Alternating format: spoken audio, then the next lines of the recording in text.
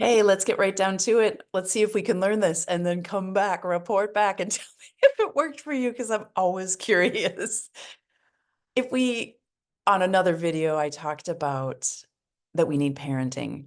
And in business is where I learned that the manager or the employees need parenting. They need good tension in a way that helps them see who they are and rise to their higher extent. Now, there's a little more to it than just that. Good parenting comes from a few angles, but it's not rocket science, and it certainly isn't being a good parent isn't hard. What is hard about it is you have a constant moving target in the way that the child is changing and shifting, and that makes parenting really hard. Anybody that says differently is, I don't know what's going on with them, but they must be controlling their children so much that their children are so perfect that they aren't really going to get a great result out of that. But let's go to something that I want you to see if you can. The best thing to do with this is to hang out with it and think about it and see how you would do it, but not necessarily do it until you really feel like you have the audacity to do it. So when I was a child, I had an uncle that would say things at holidays and start systematically, I don't know if it was like picking on people. I was just a young child. I was 7 and 8 is when I really recall it. But saying things that would shame or knock somebody down a little bit, right? To put them in their place. And I would say a small sentence to him when I was 7 and 8, not 6, not 9, and he would stop. And I recall my mother saying, "How do you do that?" And what it was is whatever I said, which was just a small sentence, helped to, like a cat, a mama cat biting him in the neck and saying, "No, it's okay." Or that's not going to go that way. But I was not aggressive. I simply stated it. And I believe what I stated was the truth. And there was no place for his mind to go other than to calm down. I'm okay.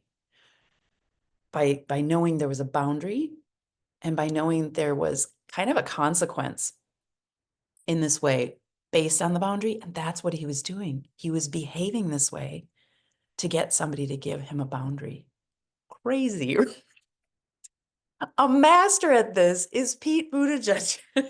If you watch him on being interviewed, particularly in an environment where he does not necessarily carry the same philosophies, I think you're tracking with me.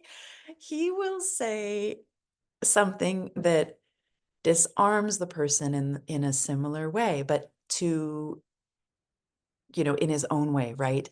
And that's the beauty of this, is we can do this in our own way and stop that person from having them continue to override what we think and feel or need. We need an environment at the holidays that is harmonious. I can't, if I think back, I think of so many people that post about, oh, the holidays are coming and what are we going to do? Or self-care. I don't think that that's really something that we should have to do. We shouldn't have to do self-care to be with our family. We need to be with people who are not making us feel that way, but we also can take matters into our own hands. And you know who you are. You know who you are.